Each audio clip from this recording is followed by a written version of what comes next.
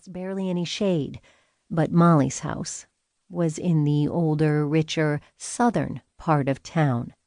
That meant neighbors eyed her family's worn and comfortably raggedy property from their own perfectly restored Victorians with lush, Mr. P-approved lawns. But it also meant that the trees were old enough to spread their sheltering branches over the yards and quiet streets, protecting Molly and Warrant from the strong Colorado sun. Although it was mid-September, it still looked and felt like summer. The only hint that fall had begun was the absence of kids running around at 2:30 on a Tuesday afternoon.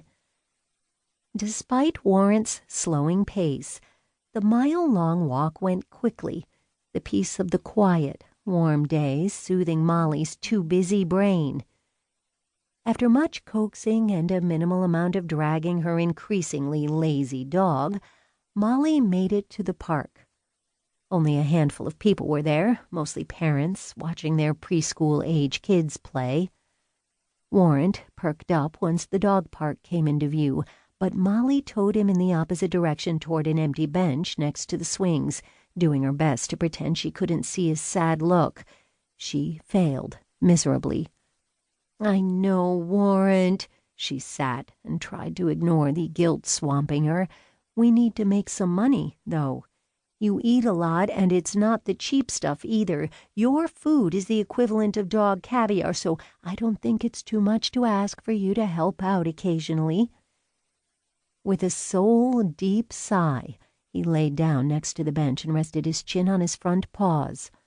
Molly turned her attention away from the dog and eyed the shops across the street. Her spot on the bench was the perfect vantage point. She pulled her phone from her pocket and pretended that she wasn't watching the door next to the cute little ice cream parlor. The apartment above the shop was leased by Mary Ann Cooper, who seemed to be a law-abiding, responsible citizen. The same couldn't be said about her younger brother, Donnie.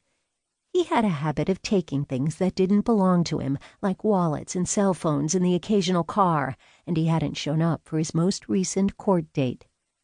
Molly had a strong suspicion that Mary Ann knew where Donnie was hiding, and she would leave for her shift at the turkey processing plant in an hour or so.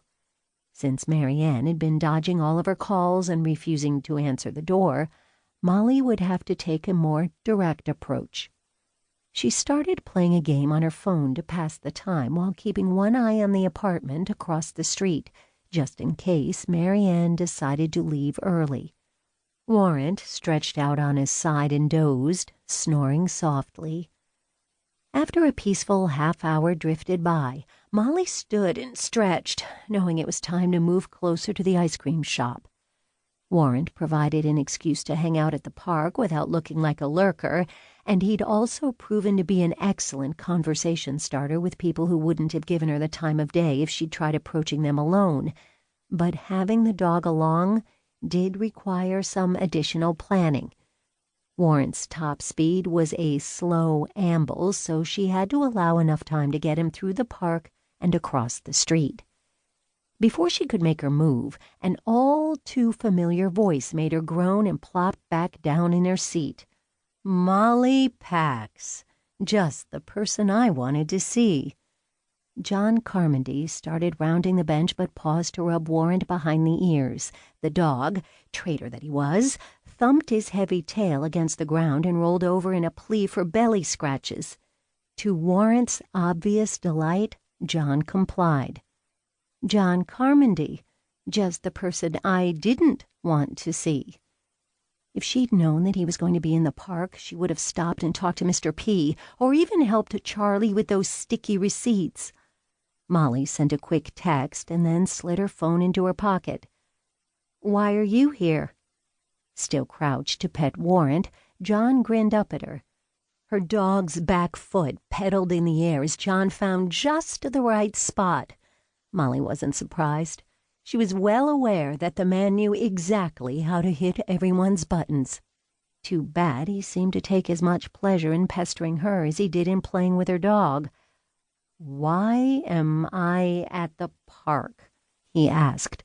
"Why does anyone go to the park on such a beautiful day?" Across the street, Mary Ann slipped out of